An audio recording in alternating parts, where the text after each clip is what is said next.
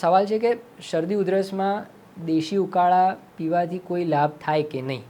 હવે શરદી ઉધરસ એ વાયરસને કારણે થયા છે કે બેક્ટેરિયાના કારણે થયા છે એ જાણવું આમાં પહેલાં મહત્ત્વનું છે. જો વાયરસને કારણે સાધારણ શરદી ઉધરસ થયા હોય તો મેડિકલ ફિલ્ડમાં એક વાક્ય કહેવાય છે કે દવા લો તો અઠવાડિયે મટે ને દવા ના લો તો 7 દિવસ થાય મટતા. એટલે વાયરલ બીમારીને કારણે જે શરદી થઈ હોય એની આપોઆપ જ મટતી હોય છે. કોઈ દવા કરવા કે ન કરવાથી એ બીમારીની અવધિમાં ઝાઝો ફેર થતો નથી. દવા ક્યારે લેવાની થાય? જ્યારે એ શરદી ઉધરસને કારણે તમને એના જે લક્ષણો હોય એ તમને વધારે પડતા શારીરિક રીતે કનડતા હોય ત્યારે એ લેવાની વાત આવે. દવાઓ ઉપરાંત શરદી ઉધરસમાં ડિહાઇડ્રેશન ન થઈ જાય એનું ખાસ ધ્યાન રાખવું પડતું હોય છે. એટલે દેશી ઉકાળા પીવો કે સાદું ગરમ કરેલું પાણી પીવો, એનો મૂળ હેતુ એ ડિહાઇડ્રેશનને નિવારવાનો છે.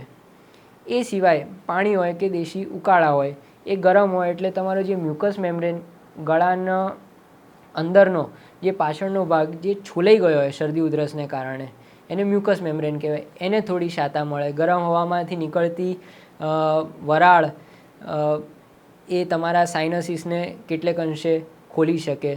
તો આ 2 ફાયદા થાય. એ સિવાય દેશી ઉકાળા લેવાથી તમારી ઇમ્યુનિટી વધી જાય કે એન્ટીવાયરલ ઇફેક્ટ આપે કે એન્ટીઓક્સિડન્ટ્સ એમાં હોય જે તમારી શરદીને તાત્કાલિક મટાડી આપે, એવું કશું હોતું નથી. મૂળ હેતુ ડિહાઇડ્રેશનને ટાળવાનો અને ગરમ પ્રવાહી મોઢામાં જાય એટલે મ્યુકસ મેમ્બ્રેનને સાઇનસીસને થોડી શાત આપવાનો એટલો હોય છે. એના સિવાય કોઈ એડિશનલ બેનિફિટ કોઈપણ જાતના દેશી ઉકાળાથી થતો હોતો નથી.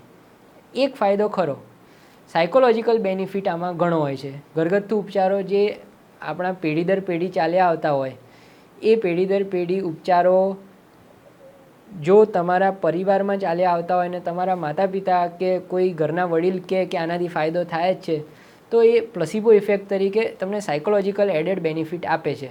એટલે એટલા પૂરતું લઈ શકાય. વૈષ્ણવજન તો તેને કહીએ જે પીડ પરાઈ.